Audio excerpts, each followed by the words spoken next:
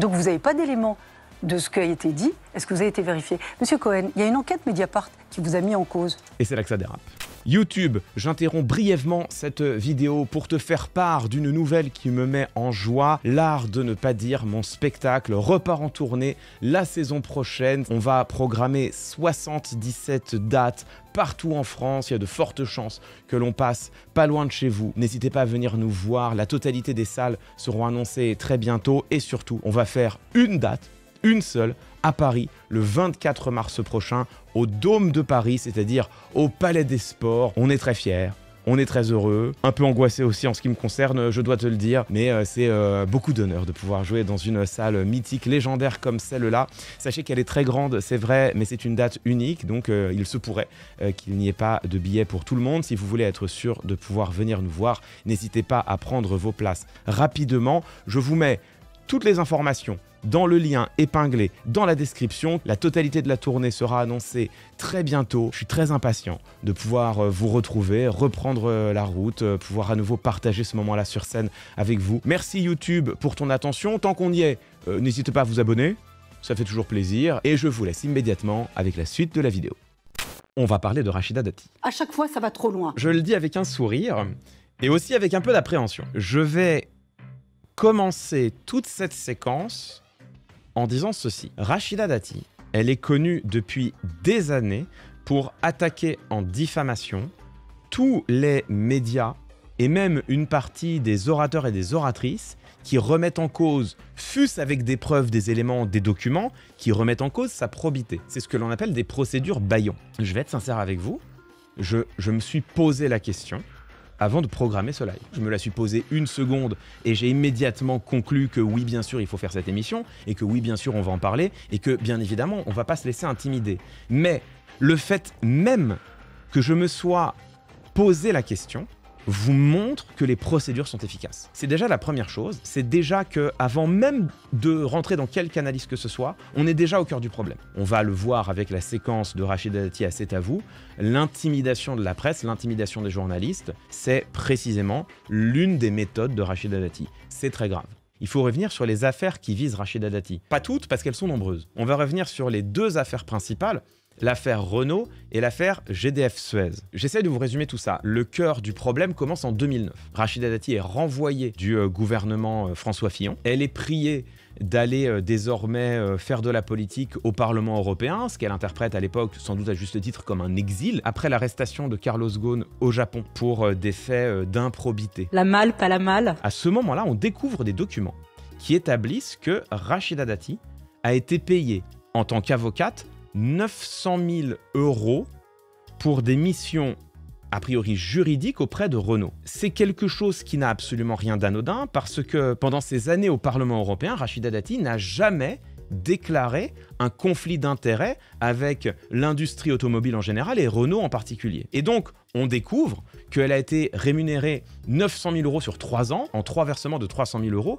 directement par Renault. Réponse de Rachida Dati, elle dit, écoutez, c'était tout simplement du travail d'avocate, problème. La convention d'honoraires conclue entre Renault et Rachida Dati prévoyait normalement que chaque année elle fasse un rapport d'activité, elle n'en a jamais fait. À la boulette.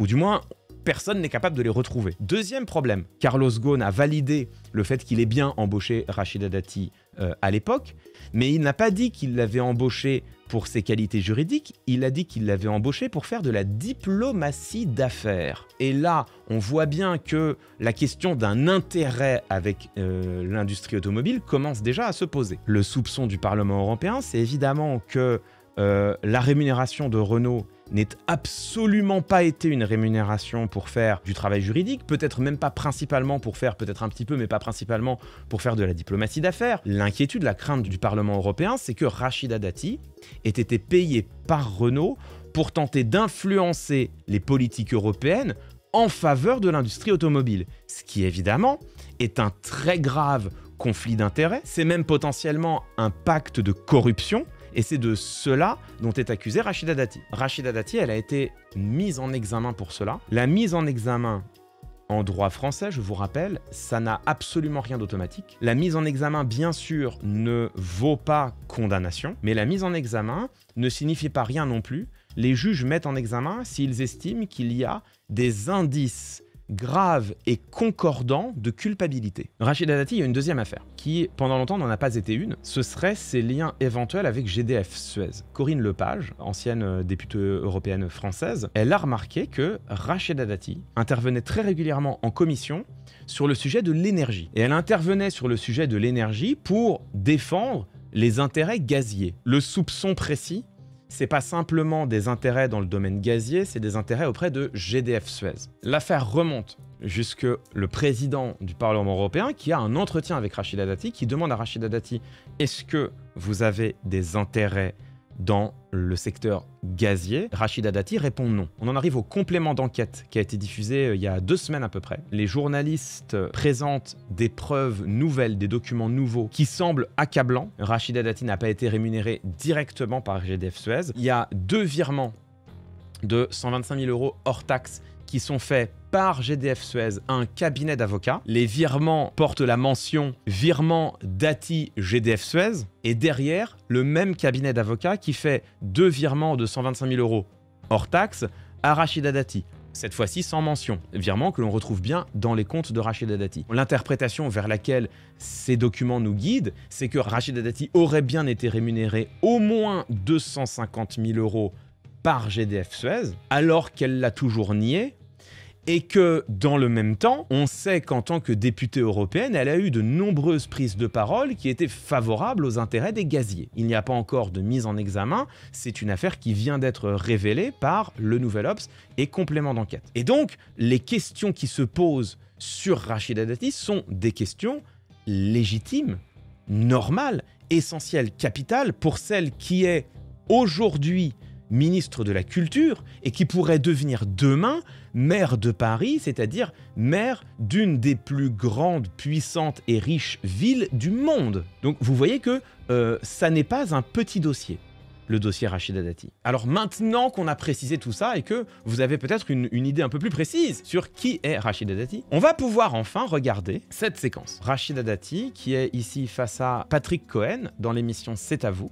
et ça va parler de, justement, ces soupçons de corruption très graves qui pèsent sur la ministre de la Culture. On regarde ça ensemble. Un mot sur cette enquête conjointe de l'hebdomadaire Le Nouvel Obs et l'émission Complément d'enquête. Qu'est-ce que vous répondez à cette enquête ? Ce sont des factures, ce sont des honoraires qui ont été trouvés dans une comptabilité. Moi, j'ai jamais vu un avocat au noir, des factures au noir et une comptabilité au noir. Tout ça est connu, déclaré et a été tout à fait validé. Donc là, déjà, vous voyez tout de suite à quel point est-ce que la défense est problématique. Elle dit « J'ai été avocate, j'ai fait du travail. En tant qu'avocate, on ne travaille pas au noir, donc il y a des factures, il y a de la comptabilité, tout ça a été déclaré. » Elle a toujours nié avoir travaillé pour GDF Suez. Par ailleurs, le problème, c'est pas qu'elle ait été rémunérée, c'est pour quelle raison a-t-elle été rémunérée. Donc là, déjà, la réponse qu'elle fait est une réponse qu'elle fait avec beaucoup d'aplomb, énormément de force, mais qui n'est absolument pas rigoureuse, qui ne répond à absolument rien, puisque le problème, c'est pas qu'il y ait des factures, le problème, c'est qu'elle l'a jusqu'ici toujours nié, qu'elle n'a pas déclaré cet intérêt auprès du Parlement européen, et que la question de quelle est la contrepartie de la rémunération, cette question est posée. Déclarée au Parlement européen ? Mais bien sûr, mais parce que vous déclarez vos intérêts financiers. Vous savez, M. Cohen, qu'il est interdit de donner ses clients. Là, ici, elle fait ce qu'on appelle en rhétorique une pétition de principe, c'est-à-dire qu'elle prend ce qu'il lui appartiendrait de démontrer, c'est-à-dire le fait qu'elle a bien fait un travail d'avocate pour Renault et pas un travail de lobbyiste, ce qu'il lui appartiendrait de démontrer, elle le prend comme une prémisse. Elle le prend comme une des bases de son argumentation. Elle dit, comme j'ai été avocate, pour ces clients-là, je n'avais pas à les déclarer. Mais c'est précisément ce qui met en question. C'est un sophisme pour donner l'apparence qu'il n'y a même pas d'affaire, et c'est beaucoup plus simple de donner l'apparence qu'il n'y a même pas d'affaire quand ce qu'il te faudrait démontrer, tu pars du principe que c'est déjà démontré et que donc tu peux t'en servir de base pour ton argumentation. C'est pénal, parce qu'il y a un secret professionnel. Mais les intérêts financiers sont tous déclarés.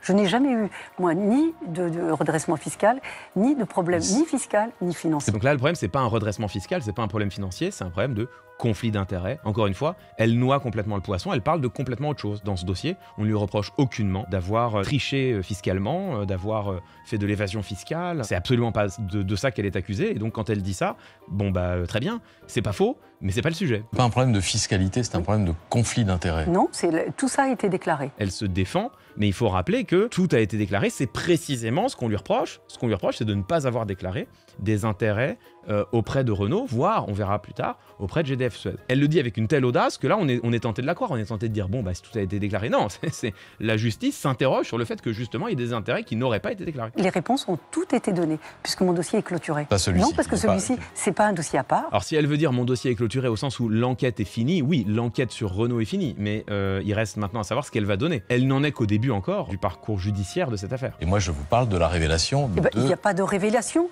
Ces GDF documents Suez appartiennent au même dossier. Elle fait comme s'il n'y avait rien de nouveau en disant les éléments appartiennent au dossier Renault. Oui, mais si ces éléments sont de nature à fonder un nouveau dossier qui pourrait être ouvert, ils sont quand même importants. Surtout, ces éléments, nous venons, nous, publics, d'en avoir connaissance parce qu'ils ont été révélés dans la presse. Donc là, elle fait comme si c'était vieux, c'est old news. Nous venons d'en prendre connaissance. Et encore une fois, ces éléments contredisent ce qu'elle a toujours dit et juré, qu'elle n'avait pas travaillé pour GDF Suez. Et la question était de savoir, est-ce que ces revenus de GDF Suez ont été déclarés au Parlement européen dans la mesure où vous n'êtes pas déportés lors des votes au Parlement européen qui concernaient ce dossier. Vous savez comment ça marche au Parlement européen ? Vous savez comment ça marche ? Ça, c'est une technique sarkozyste qui consiste à poser des questions directes à un interlocuteur pour le mettre dans l'embarras. C'est ce que faisait Nicolas Sarkozy constamment. Est-ce que c'est normal qu'un ancien président de la République soit traîné dans la boue? Oui ou non, Madame Chazal, la Commission a-t-elle dit ce qu'a fait la France est légal? Oui ou non? Est-ce qu'on va enquêter là-dessus? Justement, ou la non? question... Je n'ai pas entendu votre réponse. Sans doute, oui, bien sûr. Ah bon. Et là, on voit un Rachida Dati qui utilise exactement la même technique. Ça reste évidemment tout aussi détestable d'un point de vue rhétorique. Ça revient à faire peser une pression complètement folle sur son interlocuteur, alors même que les questions qui se posent, on l'a vu légitimement. Vous portez des amendements à titre personnel? Vous savez comment ça marche? Vous savez très bien que c'est des groupes politiques. Donc voilà. Donc vous n'avez pas d'éléments de ce qui a été dit. Est-ce que vous avez été vérifié? Monsieur Cohen, il y a une enquête Mediapart qui vous a mis en cause. Et c'est là que ça dérape. Pour harcèlement, management toxique. Non, pas. Pour être... Si, l'enquête Mediapart, qui est ressortie très récemment. Est-ce que c'est vrai, Monsieur Cohen? Est-ce que vous harcelez vos collaborateurs? Est-ce que vous êtes désagréable avec les gens avec lesquels vous travaillez? C'est affirmé dans une enquête Mediapart. Non, est-ce que c'est... Non, mais on vous accuse de harcèlement. Oui. Monsieur Cohen, est-ce que c'est vrai? Est-ce que vous pouvez me répondre? Ne détournez pas la question. Non, je ne vous détourne pas la question. Je précise que Rachida Dati, elle est ministre de la Culture et qu'à ce titre, elle a la charge de l'audiovisuel public. Je vous rappelle que la dernière fois que sur ce plateau, il y a un humoriste qui a eu le malheur de ne pas plaire à Rachida Dati, elle l'a dit publiquement à l'Assemblée nationale et l'humoriste en question, Merwan Benlazar, n'a plus jamais foutu les pieds sur le plateau de C'est à vous. Donc suite à ces propos, France Télévisions en a tiré les conséquences et il ne sera plus à l'écran. On va parler des accusations de harcèlement, on va en parler. Mais ici, quand Rachida Dati retourne le questionnement contre Patrick Cohen, c'est pas juste une ministre qui met en cause un intervieweur, c'est la ministre de la Culture responsable de l'audiovisuel public qui met en cause quelqu'un sur lequel elle a, de manière indirecte, c'est vrai, mais de manière indirecte néanmoins, du pouvoir. On va aller voir le papier qui met en cause Patrick Cohen. C'était en février dernier, février 2025. À France Inter, le comportement passé de Patrick Cohen fait surface. Tout commence le 11 juillet 2024, lors d'une réunion entre la rédaction de France Inter et la directrice de la station, Adèle Van Rett. On est à l'époque, au moment où Guillaume Meurice vient d'être licencié par France Inter et son départ a été suivi du départ de nombreux humoristes de la station. Ce jour-là, la patronne fait face à une fronde inédite qu'elle n'avait pas anticipée, l'annonce du retour de Patrick Cohen a ravivé chez plusieurs historiques de la station les souvenirs douloureux d'un management brutal du temps où l'éditorialiste était rédacteur en chef et présentateur de la matinale de France Inter entre 2010 et 2017. Et les témoignages ont commencé d'affluer. La première charge est venue d'une assistante d'édition, salariée d'Inter depuis près de 20 ans.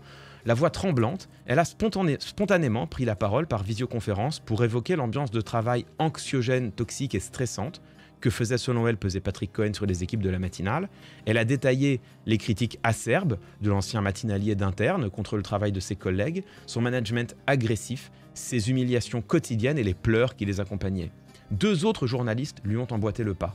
Elles ont fait comprendre à notre direction que Patrick Cohen n'était pas un homme nouveau pour nous, qu'on le connaissait très bien et qu'il nous a laissé de très mauvais souvenirs, témoigne une journaliste présente à la réunion. Les salariés qui sortent aujourd'hui du silence ne cherchent pas à régler de vieux comptes, insiste une source interne.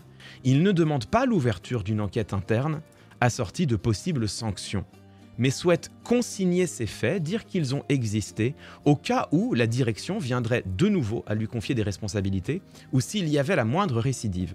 Donc ça, c'est important. L'intention derrière celles et ceux qui parlent, ça n'est pas de demander justice, ça n'est pas de porter plainte pour harcèlement au travail. L'intention n'est même pas, semble-t-il, de demander l'ouverture d'une enquête interne assortie de sanctions.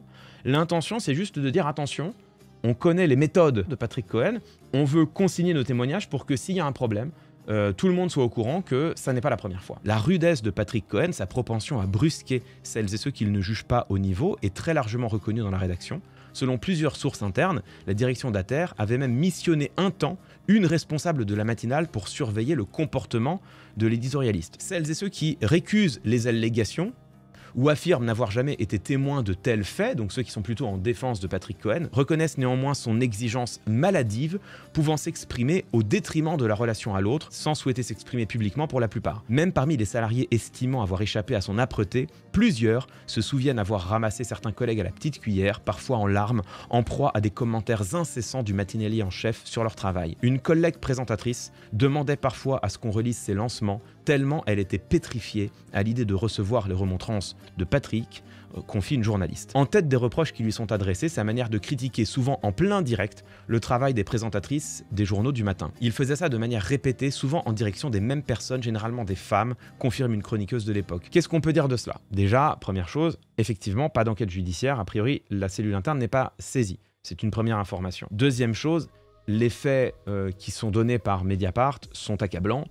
Ils sont convergents, ils ont de nombreux commentaires qui tous vont dans la même direction, et même ceux qui prennent la parole pour dédouaner Patrick Cohen le font en des termes qui en fait ne laissent pas de place au doute sur le fait que les faits qui sont consignés dans cet article semblent crédibles. Ces faits sont extrêmement graves. Je pense de nature, en tout cas c'est mon cas, de nature à orienter le jugement que l'on porte à l'égard de Patrick Cohen d'une manière générale. Maintenant qu'on a dit tout ça, on va revenir sur l'interaction avec Rachida Dati. Ça va nous permettre de déterminer si la charge de Dati était justifiée. Monsieur Cohen, il y a une enquête Mediapart qui vous a mis en cause pour harcèlement, management toxique. Non, pas. Si, l'enquête Mediapart qui est ressortie très récemment. Est-ce que c'est vrai, monsieur Cohen? Est-ce que vous harcelez vos collaborateurs? Est-ce que vous êtes désagréable avec les gens avec lesquels vous travaillez? C'est affirmé dans une enquête Mediapart. Non, est-ce que c'est... Non, mais on vous accuse de harcèlement. Donc là, évidemment, Rachida Dati, en rappelant face à Patrick Cohen dans sa propre émission les accusations qui le ciblent directement, elle le met en cause, elle ruine sa crédibilité. C'est une attaque ad personam très vive, très forte, très grave, et qui le met gravement en difficulté. On pourrait estimer que c'est bien fait pour lui. À minima, on pourrait estimer que les faits sont suffisamment graves pour se réjouir de les voir être énoncés dans l'émission qui l'occupe. Le problème, évidemment, c'est que cette affaire, elle est soulevée par Rachida Dati pour détourner l'attention des questions qui la concernaient, elle, directement, et qui concernaient sa mise en examen. Petit 1, on ne peut pas mettre sur le même plan une mise en examen pour des faits de corruption et une enquête journalistique. A fortiori, on ne peut pas le faire quand les personnes qui donnent leur témoignage à Mediapart le font en précisant qu'elles ne veulent pas d'enquête interne, qu'elles ne veulent pas de sanctions, qu'a fortiori elles ne semblent pas vouloir porter plainte pour harcèlement. Ça pourrait changer, elles pourraient finalement se décider à le faire, elles en auraient le droit le plus absolu, mais pour l'instant, a priori, il n'y a pas de volonté d'amener ça en justice, il y a juste une volonté de dire à la direction, soyez attentifs à ce que fait Patrick Cohen, et notamment soyez attentifs aux gens qui travaillent avec lui. Donc on ne peut pas mettre sur le même plan une enquête de justice qui débouche sur une mise en examen et un papier de presse. Pour moi, ces enquêtes ont une place tout à fait légitime et même essentielle en démocratie. Je ne suis pas du tout en train de diminuer le rôle des journalistes, je dis juste qu'on ne peut pas le mettre sur le même plan. Et surtout, et ça va être évidemment mon argument principal, être mis en cause dans une affaire qui concerne directement sa probité, quand on est responsable politique, ministre, candidate à la mairie de Paris, c'est d'une importance toute particulière. Ce que cela vient concerner et mettre en cause, c'est directement notre pacte démocratique. Et c'est là où la tactique de Rachida Dati, je la trouve détestable.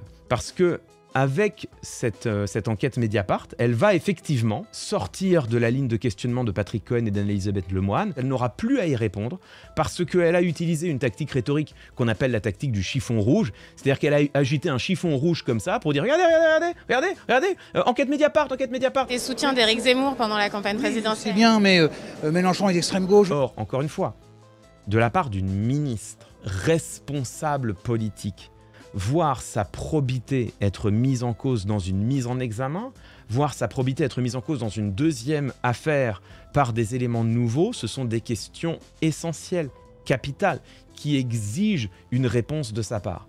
Elle va y échapper. Il n'y a rien qui justifie qu'elle fasse cela, rien. Dans le bon gouvernement, Pierre Rosanvallon cherche à dégager les principes du gouvernement démocratique. Je vous fais la version courte. L'un des principes, l'un des plus fondamentaux parmi les principes qu'il dégage, c'est ce qu'il appelle le principe de responsabilité. Il y a cette idée que quand tu es responsable politique, tu dois accepter de rendre des comptes. Ça fait partie intégrante de ton mandat, de ta mission, de l'honneur que tu as recherché et accepté en devenant un élu et qui derrière s'impose à toi, qui derrière t'oblige. C'est lui qui te commande notamment de démissionner, précisément de prendre tes responsabilités si tu es mis en cause dans une affaire particulièrement grave. Mais le principe de responsabilité, il exige à minima que tu acceptes de répondre à des journalistes sur des actes qui concernent directement ton ou tes mandats. Et là, ce que fait Rachida Dati, c'est qu'elle cherche à échapper à cela. On ne peut pas, dans cette séquence, se contenter de rejeter